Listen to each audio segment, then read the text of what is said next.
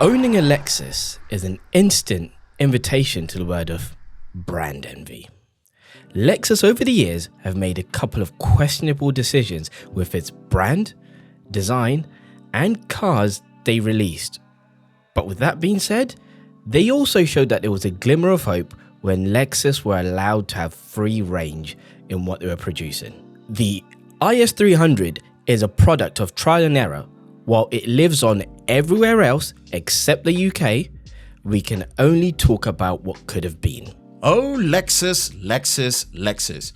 You're meant to be the one that is unpopular compared to your German and Italian rivals, but I say be gone with them, because ever since you won my heart with the Lexus LFA and pretty much never managed to recreate that absolute magic of a car, I will say my experience and time with the IS300h reminds me how much you can surprise me in offering more than what feels like you're capable of, and dare I say, the equivalent of a guilty pleasure, which, like a cheat day on a diet when trying to lose weight.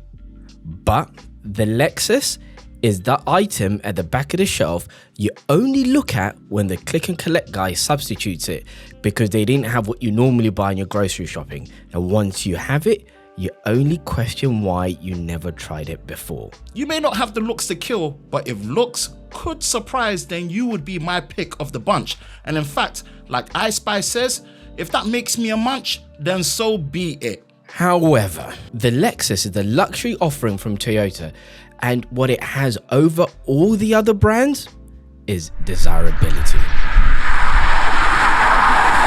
So away from town, the car performs well. Yes, it's a bit different to its rivals. It steers and it chugs along perfectly fine. On B roads like this, it picks up speed as it should do. It sticks to the apex if you hit them right correctly.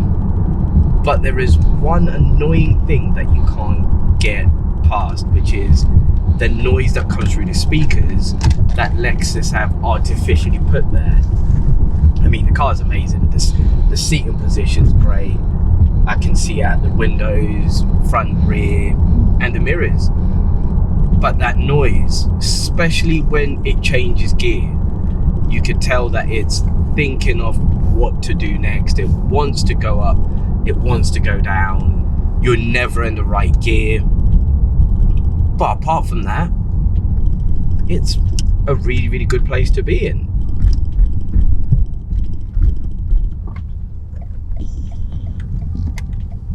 Taking it on a different B road where we'll get up to a bit of speed. It picks up speed quicker in sport mode, which I'm going to change it into now, and you can hear the engine tone changing. But again, that noise just in the background, where Lexus have put a V10 noise through the speakers when this car isn't that. But as a driver, you will spend most of your time looking at this display. Yes, it's not digital like the rival 3 Series or a Mercedes-Benz C-Class, but it's really clear. It gives you all the information that you need: the range, the miles per gallon. You got on the left side, you got your rev counter, which changes from blue to red depending on what mode you're in. Fuel gauge, the normal car-y stuff that any driver looks for: speed, speedometer, miles per gallon, what it's doing when it's in EV mode. But the steering wheel is better than what you assume it is when you get in the car. Lexus have designed this car with the driver in focus. You've got all the bits that you need: indicators on the right, on the left hand side, automatic wipers. It's got radar cruise control, which, as someone that is always in a motorway, it's been my saving grace. You set it to a speed, it follows the car in front. That car stops, it stops. That car speeds up, it speeds up. You've got paddle shifters. Again, Lexus could do with 2 extra gears, but I can't complain. I love the seating position. I love the way it drives. The braking's good. I mean, it's got smaller tires. Well, it's got thinner tires at the front, and wider tires at the rear. But getting away from that, the car, as you can hear, it hums and it wants to change gear. It could do with an extra 2 gears because we're already in 6th gear already, and it bottoms out, well, it tops off at the end of 6 gears. But I can't, there's something about this car that makes you smile every time you drive it. But it's not all good stuff. It's not all good stuff. The infotainment system looks like something that's been taken out of an older Lexus and just been put into this car. Whilst for the range topper, you got Android Auto and Apple CarPlay as standard. This mid-range spec didn't get it, and there wasn't an option to update it. So unless you have one of the suction pads, you put it onto your steering wheel, you won't get the best maps there is to offer. The clock, the famous Lexus clock, still there. Amazing bit of kit. It makes the car what it is when you're sat inside it. You always look out for it. It's an analog clock that's been put in the car where everyone else has gone digital. Push button start. Yeah, it's a bit, yeah, for me, at my height, it's a bit of a stretch, but anyone above 5'8", perfect position, because you get in the car, it's got keyless entry, keys in your pocket, push it, and off you go. The one thing Lexus should have put on this model that they didn't was power folding mirrors when you lock the car. Gone are the days where you get into a car park and you want just to lock the car and see the wing mirrors folding. No, with this one, you have to manually fold it. Yes, it's got a button inside, they manually fold it, but that could have been something I would have done. A bigger screen maybe, because the screen that it's got on this screams you could have done better, because you can see the edging where the bigger screen would sit. The seats, it's got heated seats, so they're always on regardless, got great aircon. Road noise could be something they could have worked with when they were designing the car, but overall this is where any driver will spend most of their time, and it's a good place to be. I've driven the rivals, the 330, the 3 Series, the Insignias. This has something that they don't, and that's desirability. The amount of times I've driven this car and I see another one, and you almost get all teary-eyed when you're looking for it, because you can see that someone else is in that same mind frame as you, and they didn't want to go for a standard BMW and they went for something different. Overall, I would give the drivability of this car 7 out of 10. There are things that if Lexus had carried this car on to a further generation, they would have definitely improved on, but the handling's amazing, the seating position's great, the visibility, can't complain. So for me, it'll be a 7 out of 10. And that's comparing it to the German rivals and the likes of the Ford, the Ford Mondeo, the Insignia. People that genuinely buy this car would love to sit in this position. The noise is great. I mean, everything I've said ticks every box. It's just a few things that are missing for me.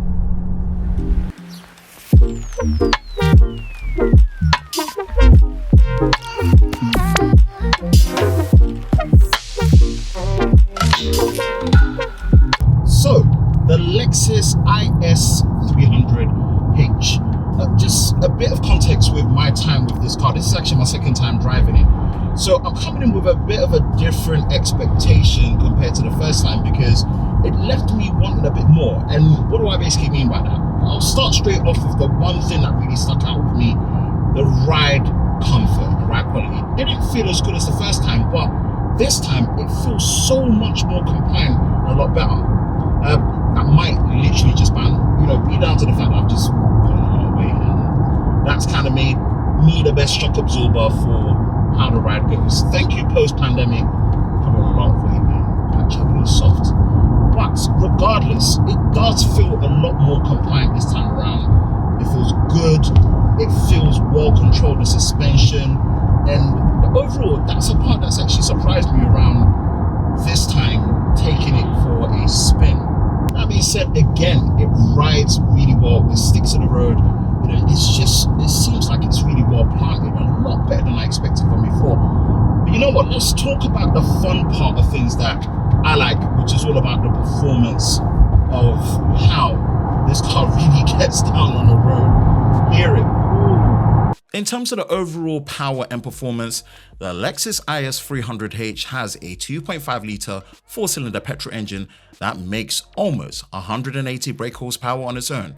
The key word is almost. The electric component is an electric motor with a maximum output of around 140 brake horsepower, but you'll never get the maximum power out of both at the same time. Instead, the maximum combined output is pegged at 223 brake horsepower. The IS300h can accelerate from 0 to 62 in 8.4 seconds and has a maximum top speed of 125 miles per hour. Again, you heard the performance numbers, but how does it really feel on the road? It feels smooth. The power delivery. This is one based on second impression time around. Love. I feel like how the internal combustion engine communicates with the hybrid powertrain just really communicates well. It just delivers power. Nothing, in my personal opinion, feels delayed. Everything feels just interconnected, and it just puts the power down so smoothly. One thing I will say that I agree though is the gearbox. I do wish there was another 2 gears added to it, because it just tops out way too quickly. Like, hear it. Before you know, you've hit it, and I feel like that's the element that Lexus comes a bit more sensible, right? It feels like the nanny state form of how driving this feels like, most likely compared to the competition. So yeah, another 2 gears would have been great, but in terms of the power delivery through the transmission down to the drivetrain, yeah, this really feels good on the road. It just delivers nicely. It's smooth. I don't feel no delay. It's something that it actually makes me want to have fun and enjoy driving a lot more, but then certain things hold it back, because it's like, hey, what says not too much fun before we get in trouble. We're not about that life. A bit of an unpopular opinion. I'm gonna be a bit honest. I've not really caught up with the modern day form of driving. It give me a bit of time. Paddle shift, sticks and fancy stalks and that. Like, I'm not there yet. Yes, I do wish there was a third pedal on the clutch and a gear stick. And that's just a personal preference thing. That's not anything that takes away from the driving experience of the vehicle itself. It's just me. I'm old school, unfortunately. So yeah, this was a manual. Maybe it would compensate for the fact that there was only 6 gears. But taking that away, I'll be very, very honest. Second time around with this, it's surprising me how much I'm actually enjoying it. I just wish I could enjoy it a lot more alongside the looks of the car, because yes, maybe another unpopular opinion, I actually think Lexus make the better looking cars out of the competition. You ain't gonna agree with me. I've always said they've just had their own unique flair and look to it, and I just wish the poise and the composure of what this car is match the fun looks and allowed me to have a bit more fun, more gears, more manual option. But again, that's just me. I'm a weirdo when it comes to cars. But overall, this really has surprised me how much I'm actually enjoying this. And I'll be very, very honest with you. It might surprise you if you get a chance to drive it too.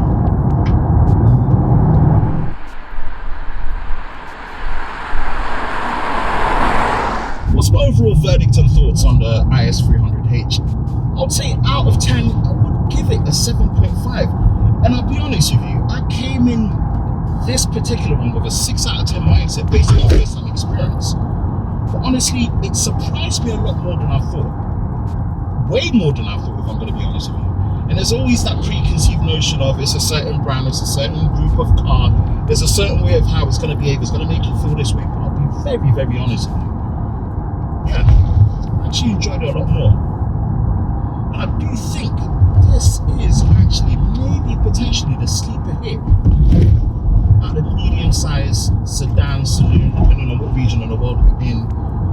If you want to offend people, not offend anyone. We like to call it saloons. IS300h. Yeah, I'll take it. So, you're the T-Rex. What do you mean I'm the T-Rex? I take offense to that.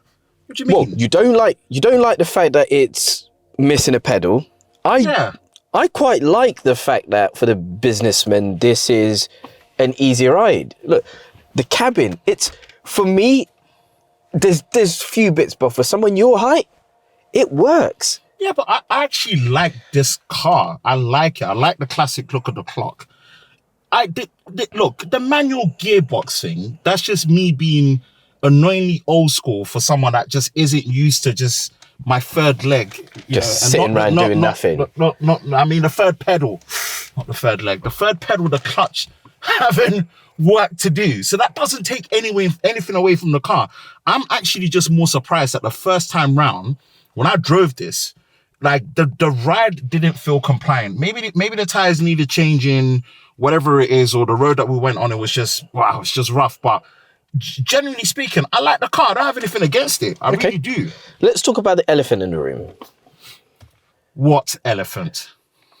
The infotainment system they've robbed from a Corolla and they've put it into here.